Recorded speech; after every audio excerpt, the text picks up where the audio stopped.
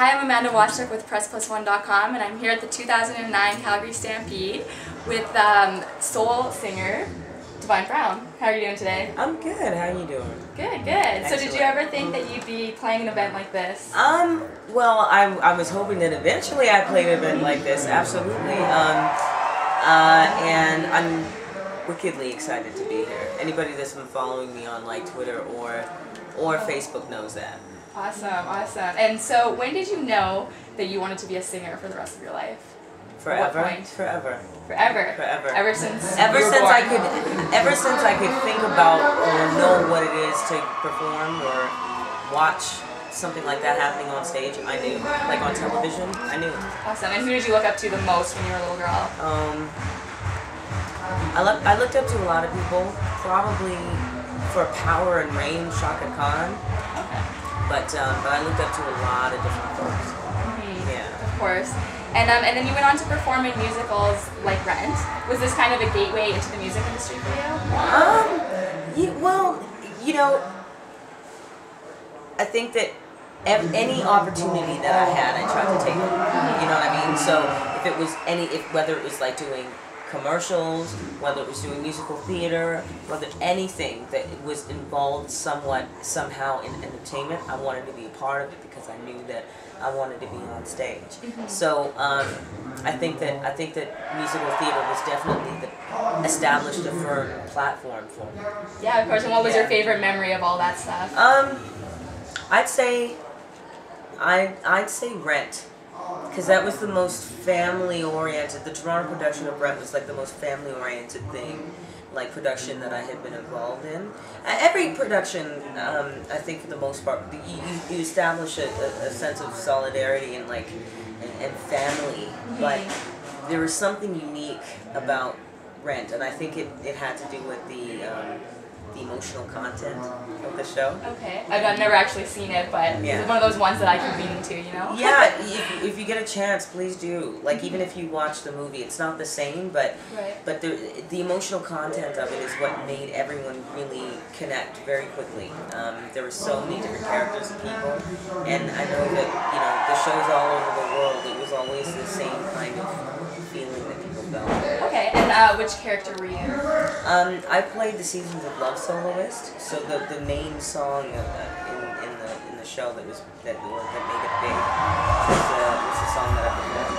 Okay, awesome. And so when you first started out, you went by the name of Divine Earth Essence. Yes. Why the name change? The name change was because I had reached another growth, I'd established another period of growth in my life, and I was ready to move on to another.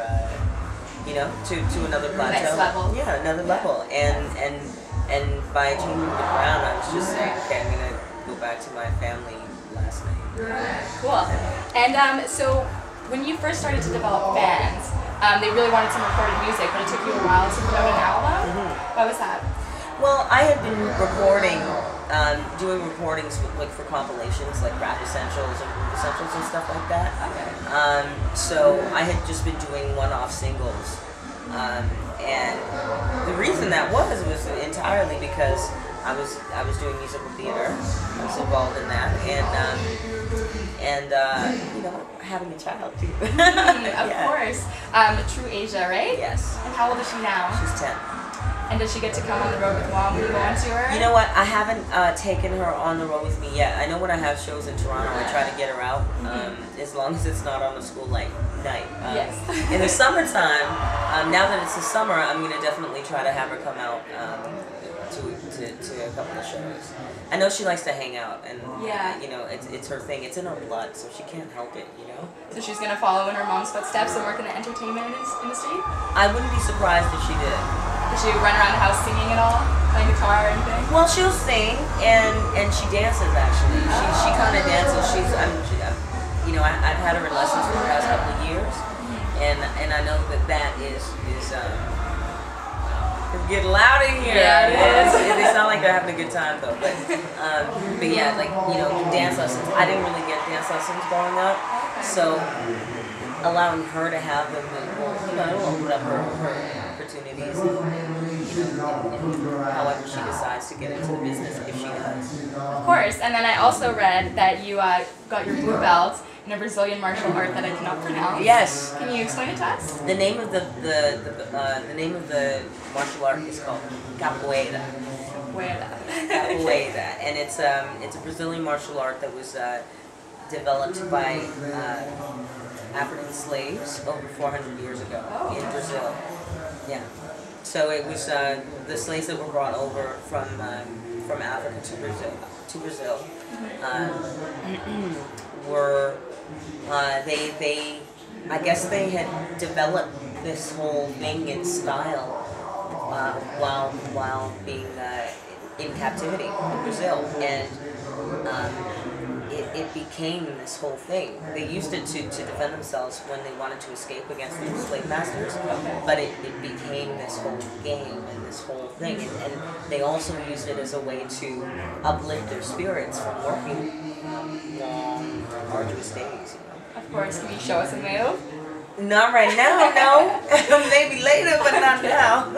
Okay, so your most recent album is titled The Love Chronicles. Yes. Is most of it based on real-life love adventures? A lot of it is based on real-life love adventures. Some of it is based on, a lot of it is it's based on real life. It's based on conversations that I've had with my friends,